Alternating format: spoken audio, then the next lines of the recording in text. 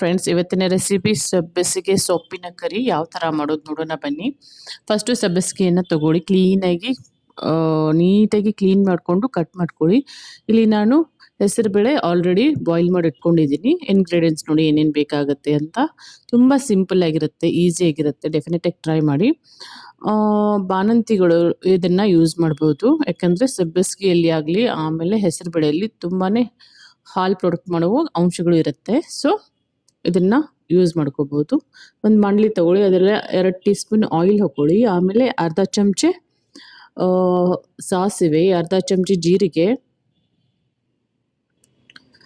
ಆಮೇಲೆ ಕರಿಬೇವಿನ ಸೊಪ್ಪು, ಒಂದು 4ರಿಂದ 5 ಹಸಿಮೆಣಸಿನ್ಕಾಯಿ, ಶುಂಠಿ ಬೆಳ್ಳುಳ್ಳಿ ಪೇಸ್ಟು ಎಲ್ಲದರನ್ನ ಚೆನ್ನಾಗಿ ಮಿಕ್ಸ್ ಮಾಡ್ಕೊಳ್ಳಿ.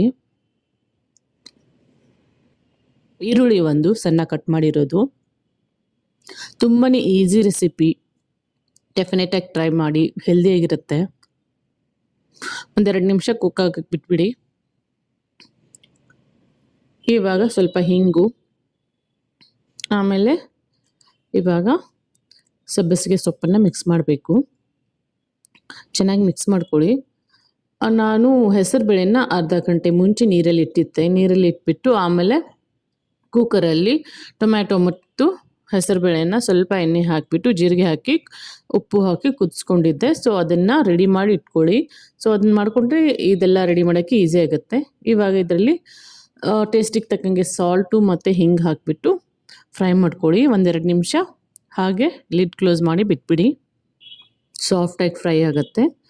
ಇವಾಗ ಇದರಲ್ಲಿ ನಿಮ್ಗೆ ಬೇಕಾದರೆ ಕೆಂಪು ಮೆಣಸಿನ್ಕಾಯಿ ಪೌಡರ್ ಹಾಕೋಬೋದು, ಇಲ್ಲಾಂದರೆ ಸ್ಕಿಪ್ ಮಾಡ್ಬೋದು. ಆಲ್ರೆಡಿ ನಾವು ಹಸಿಮೆಣಸಿನ್ಕಾಯಿನ ಯೂಸ್ ಮಾಡ್ಕೊಂಡಿದ್ದೀವಿ. ಸೊ ಸ್ವಲ್ಪ ಕೆಂಪು ಮೆಣಸಿನ್ಕಾಯಿ ಪೌಡರು. ಸೊ ಎಲ್ಲದನ್ನ ನೀಟಾಗಿ ಮಿಕ್ಸ್ ಮಾಡ್ಕೊಳ್ಳಿ. ತುಂಬಾ ಈಸಿ ರೆಸಿಪಿ, ಟೇಸ್ಟಿಯಾಗಿರುತ್ತೆ. ಇವಾಗ ರೆಡಿ ಮಾಡ್ಕೊಂಡಿರೋದು ಹೆಸರುಬೇಳೆ ದಾಲ್ನ ಇದರಲ್ಲಿ ಹಾಕ್ಕೊಂಡ್ಬಿಡಿ. ಇದು ಕುಕ್ಕರಲ್ಲಿ ಒಂದು 3-4 ವಿಸಿಲ್ ಕೊಟ್ಟರೆ ಚೆನ್ನಾಗಿ ನುಣ್ಣಗೆ ಕುಕ್ ಆಗಿಬಿಡುತ್ತೆ. ಸೊ ಅದನ್ನು ರೆಡಿ ಮಾಡಿಕೊಂಡ್ರೆ ಸಬ್ಬಕ್ಕೆ ಸೊಪ್ಪು ಕರಿ ಮಾಡೋಕ್ಕೆ ಈಸಿ ಆಗುತ್ತೆ. ಇದು ಇವಾಗ ಸ್ವಲ್ಪ ಕೊತ್ತಂಬರಿ ಸೊಪ್ಪು ಹಾಕ್ತಾಯಿದ್ದೀನಿ, ಟೇಸ್ಟಿಗೆ ಚೆನ್ನಾಗಿರುತ್ತೆ.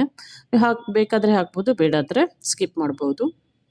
ಇವಾಗ ನಮ್ಮ ಸಬ್ಬಕ್ಕೆ ಸೊಪ್ಪು ಕರಿ ರೆಡಿ ಇದೆ, ಸಬ್ಬಕ್ಕೆ ಸೊಪ್ಪು ಸಾರು ರೆಡಿ ಇದೆ. ಡೆಫಿನೆಟಾಗಿ ಟ್ರೈ ಮಾಡಿ, ಕಮೆಂಟಲ್ಲಿ ಮೆಸೇಜ್ ಮಾಡಿ ಯಾವ ಥರ ಇದೆ ಅಂತ. Thanks for watching.